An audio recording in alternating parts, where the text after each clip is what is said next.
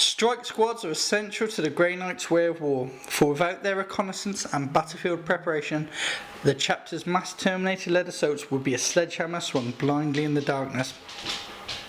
When the full force of the Grey Knight's army fury is finally deployed, the strike squads will emerge from their defensive positions, engage the foe, striking along the flank of the main assault to divert and disrupt any enemy counterattacks.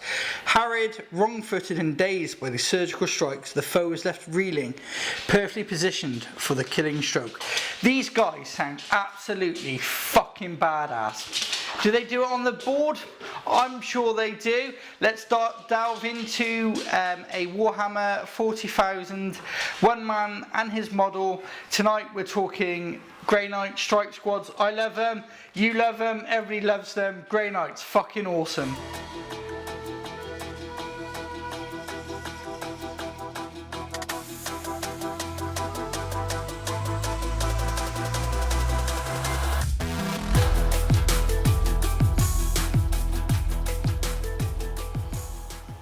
Good evening everybody and welcome to At This Tabletop Gaming. Tonight we are... Mortarian? What the fuck are you doing in this video? This is a Grey Knight video. Only because you're relevant again, do you think you can just interrupt me? Get out, what are you doing, mate? Come on, only because you think you're relevant these days. Go on, be gone with you, mate. Or the Grey Knight's gonna fuck you up. Sorry about that, guys. I had no idea what Mortarian was doing in this video. Suddenly, since the new codex dropped yesterday, he thinks he's badass again. Don't know where he got that bloody idea from. Anyway, tonight we are talking strike squads. So one man and his model. I am a massive Grey Knights fan. I have over 5,000 points of Grey Knights, and this is just a very small ensemble of the army that I have. Now, if you hear a dog heavily breathing, that's because Bruno's just come back from his walk. He is a Labrador, he's a bit of a big beast, and he heavily breathes when he's done a lot of exercise. Anyway, irrelevant to the video. So, why strike squads tonight? Well, I really like them. I think they're absolutely fantastic. A lot of people are waiting on the new Grey Knights Codex to say if they're going to be good in 9th or not, but do you know what? I've been collecting Grey Knights for so long now. I've seen the good, the bad, and definitely the flipping ugly with these bad boys. So, what I'm going to do is I'm going to briefly run through what the strike squads are, why I like them, the points costs, how I load them up, and just sort of go from there, and I'll just ramble on for the next few minutes about them. And guys and girls, if you haven't liked or subscribed to the channel yet, please do. I do bring out a fair amount of content each week, and you help me by liking and subscribing, share it with your friends and all that sort of good stuff, and hopefully you're enjoying the stuff that I'm putting out. So, strike squads. So, I run them in a unit of 10. You can combat squad them down and have 2 units of 5, and that was actually quite a good option up until they nerfed the fuck you GW, nerfed the smite rule. So before, let me just explain that quickly for people that might not know.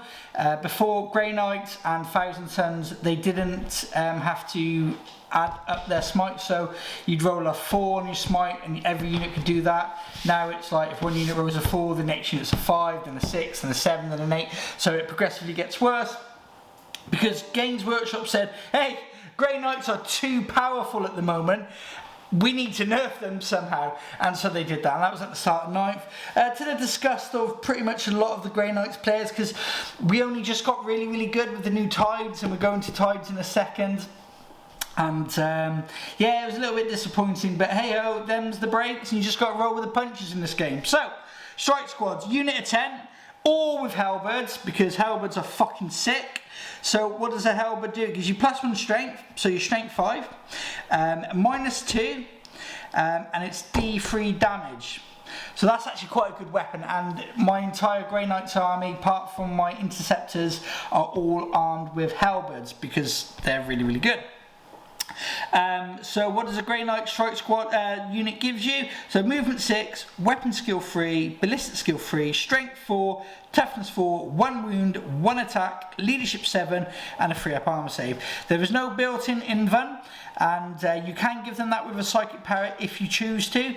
I tend to not go with sanctuary on strike squads. I tend to go for hammer hand, and I'll explain what hammer hand is very shortly. So yeah, really like these guys. I always arm them. I always put one side cannon in, which is range 24, strength 7, AP 1 damage. Really cool. They're all armed with storm boaters as their main weapon, and as you know, storm boaters, you have boater discipline, which is really cool. So if they stand still, they can rapid fire their storm boater, which is 4 shots a pop, which is really cool. So out of a unit of 10, you'll get what, 36 boater shots. Or storm boater shots, which is nothing to be snuffed at. I really fuck off, Mortarion. What are you doing? Leave him alone. I'll tell you what, he really thinks he's relevant these days. Fuck that. Go away. We're demon hunters. Leave us alone. Anyway, fucking Mortarion. So storm boaters, really good, and there's ways to buff them, and we will go into that in a moment. So yeah, basic sort of psychic power. So every Grey Knight's unit is a psyker, so they can smite, and they can pick from the sanctuary psychic powers. I always go for hammer hand, and I'll tell you what that is. So it's a warp charge 6, but Grey Knights obviously add 1 to that, so it's a warp charge 5. Love it. So you add 1 to the wound rolls that you make in the unit's melee combat weapons into the next year's psychic phase. So if you're strength 5, because the halberds give you +1 strength, you then have hammer hand. So if you're fighting, say, other space marines, you're wounding them on freeze. Why would you be fighting space marines? Because demons can turn up anywhere, boys and girls. So you then add 1 to that. So you're wounding them on freeze, you add 1 to that wound roll, so you're wounding them on 2s at -1 AP, D3 damage. That's a lot of space marines that are about to die. So what else can you do with Strike Squad? So I did mention it earlier, tides. So tides of a new sort of like, oh, I'll have to edit that shit out. It came out with the Psychic Awakening Ritual of the Damned, and basically you gain a bonus depending on which tide of the warp is dominant. So you have Tide of Fury, which is basically infantry models can reroll 1 to wound. Tide of Convergence, which is while this tide is dominant, add 1 to the strength and damage characteristics of psi weapons that infantry models with this ability are equipped with. So the psi cannon, obviously you can add +1 to its strength, so it becomes strength 8. That's quite nice for taking out tanks and armoured vehicles. Tide of Shadows, whilst this tide is dominant, a unit with this ability receives the benefit of cover to its saving throws even while it is not entirely or within the terrain feature. When resolve an attack made with a ranged weapon against a unit with this ability while it's entirely on or within a terrain feature, subtract 1 from the hit roll. Again, that's really good. So if you don't get first turn, you kind of want to be starting in Tide of Shadows, because that gives you that a little bit more survivability, and without built-in invuln saves, Grey Knights really need a little bit more survivability. Okay, and then the last tide is Tide of Escalation. Whilst this tide is dominant, when a unit with this ability and the Rites of Banishment ability manifests the Smite psychic power and it is not resisted, that power inflicts 1 additional mortal wound on the target. So if you can imagine this, guys and girls, you're rolling 4-up Smite on 2 dice, and you're now doing 2 mortal wounds a piece in this tide. Fucking brilliant. That's actually what made Grey Knights really strong towards the end of 8th edition, and then obviously Games Workshop got a little bit scared, got a bit panicky, and went, oh shit, Grey Knights, we've made him really good for a change. We can't have that now, can we, guys? So that's when the escalation of the dice rolls came in, which it is what it is. You can't control it, and you just have to roll with it. Unfortunately, I never played Grey Knights during the period when the Smite was really strong, which is really frustrating. But you know, lockdown, blah blah, is what it is. I'm over it. So really cool. Tides, really cool. So the one I want to go back to is Tide of Convergence, which is that +1 strength and damage for psi weapons. So the only psi weapon you have in the Strike Squad would be this guy. Rah! Pop, pop, pop, pop, pop, pop, pop. And you're like, oh, he's quite good, so he's strength 8. But wait, there is more. For 2 command points, you can give this entire unit psi bolt ammunition. Back in 6, you got that as a standard, but you know, nowadays it's a stratagem.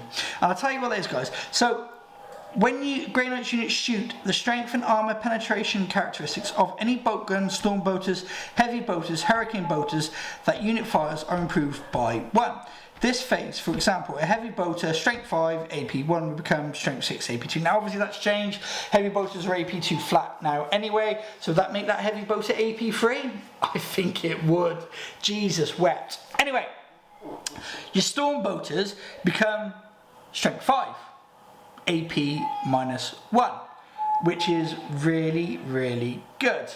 It makes your 36 storm boater shots extremely powerful against infantry, heavy infantry and mobs, because you're hitting on threes. Storm boaters don't get affected if you move with ballistic skill, but definitely, you know, so that's really, really good as well. But then you add in Tide of Convergence. So your storm boaters are now side weapons, because the side boat ammunition gives you, it's been FAQ'd and you get side weapons, which means your strength and damage characteristics of that side weapon, i.e. your storm boaters, are +1 strength and +1 damage.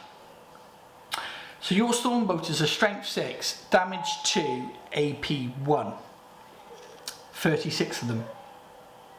You're coming up against Space Marines, you're coming up against Terminators, anything like that with good armor saves, 2 wounds, you're actually doing a lot of damage, which makes them really, really strong at shooting. So what I really, really like about Grey Knights is that you're good at movement, because if you want, you can Gate of Infinity these guys straight across the board, 9 inches away from an opponent, and be like, hey, yo, I heard you got demons in your army. We like killing them, let's go for some. And you basically just zoom them up the board. Okay, we've finished, so movement's there. And then you look at the psychic phase, really strong in the psychic phase. You then look at the shooting phase, really, really strong in the shooting phase. Then you look at the combat phase, really, really strong in the combat phase. Yeah, so there's many ways to buff a Grey Knight unit. And one of the sneaky, cheeky ways, wait a minute, Mortarion, what are you doing, mate? You want to say something to everyone on camera? What? Because you got a massive buff in your codex yesterday, you think you're rock hard now? What do you mean nobody can kill you? Of course they can kill you. Demons, hunters, demon. They can kill you. What do you mean they're a laughing stock? Shut up, mate, you're boring. Guys, I do apologise for my Mortarion model. He keeps appearing in my videos this evening. Something to do with a codex being dropped or on pre-order yesterday. And all of a sudden he now is completely relevant because of all his new warlord traits, stratagems and total badass fuckery. Again, I do apologise. I'll try and keep him out of the videos for the rest of the night.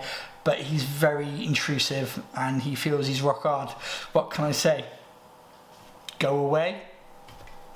Okay, so there's plenty of things that you can do to a strike squad to make him really, really tough. Now, points wise, they're not the cheapest, but for what you get, they're not much more than normal Space Marines. So for this unit, it will cost you 204 points, which isn't a lot. You know, and a lot of people tend to run the Terminator variant in the troop choice for Grey Knights, but I really, really enjoy using strike squads because they're cool. They look cool, yeah, I really like using them. So, what else can you do with these guys? So, what I tended to do when I did get to play them a couple of times is I would start the game if it was my opponent's turn in Tide of Shadows to make me a little bit more survivable, and then at the end of my psychic phase I would use a character to change my tide into Tide of Convergence, and sort of use cyber ammunition where I needed to delete a unit and to put some pain onto my opponent. And yeah, you know, Grey Knights, they've had a real tough time over the years. And I've always said the best way to play Grey Knights is to be really, really aggressive, not passive, not sit back at your board, is to push forward. You have that ability to push forward and put hurt on people, especially in combat these days, because again, although, you know, the rumours are abound that all Space Marines are going to get 2 wounds basic, and these guys still only have that 1 wound, but it's okay, because it's going to come, we know it's going to come, so we just got to be patient. And obviously when they charge, they get that extra attack, which is really good. So they get 2 attacks. So, you know, they do put out, what, 22 attacks in a unit, as long as the whole unit survives into combat. Strength 5. -2 AP and the flat D3 damage, which is really good, and it's not to be sniffed at. Halberds are really good. On my strike squads I use falchions because they look cool, and yeah, absolutely. So guys, I really hope you've enjoyed this video, and please again like and subscribe to the channel. It really helps. And I will be bringing out more and more of these videos as we move on down this year 2021. So again, thank you for watching, and yeah, see you on the next video.